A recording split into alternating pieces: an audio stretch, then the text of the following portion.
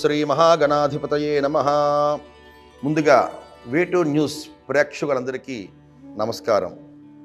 తమ భక్తితో భగవంతుని కృపకు పాత్రులైన కొందరు భక్తుల కథలు అంబికా దర్బార్ భక్తి సమర్పించు భక్తితోనే సాధ్యంలో తెలుసుకుందాం.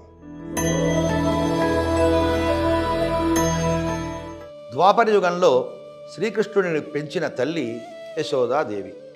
చిన్ని కృష్ణుడి అల్లరిని లీలల్ని కనులారా చూసి ఆనందించింది ఆ తల్లి.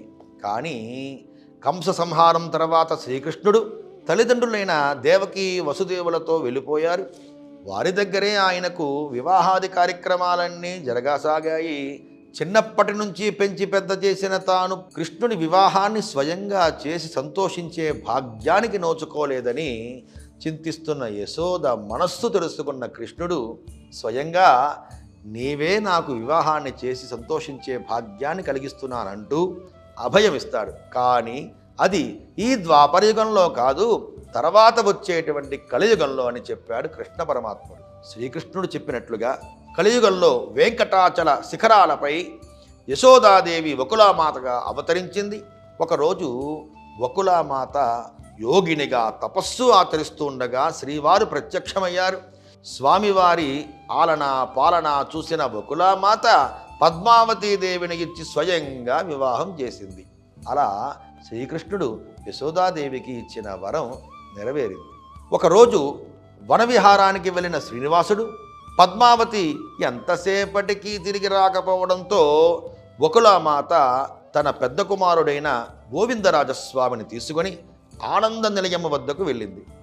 శిలగా మారిన శ్రీనివాసుని చూచి నాయన శ్రీనివాస అని పిలిచింది.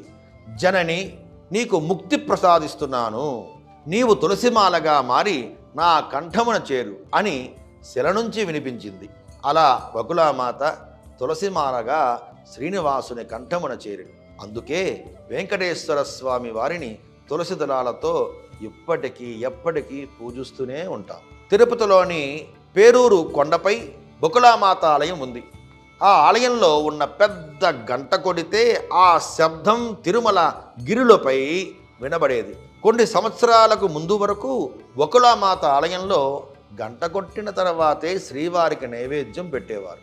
భగవంతునిచే సృష్టింపబడిన హోమ ద్రవ్యములతో తయారు చేసిన అంబికా దర్బారు బత్తిని వెలిగించి మీ కోరికలు అగరబత్తి ధూపంతో ఆ భగవంతునికి చేరవేసి కోరికలు సిద్ధింపజేసుకోండి. భగవంతునికి భక్తునికి అనుసంధానమైనది అంబికా దర్బార్ బత్తి. సర్వే జనా సుఖినో భవంతు. స్వస్తి.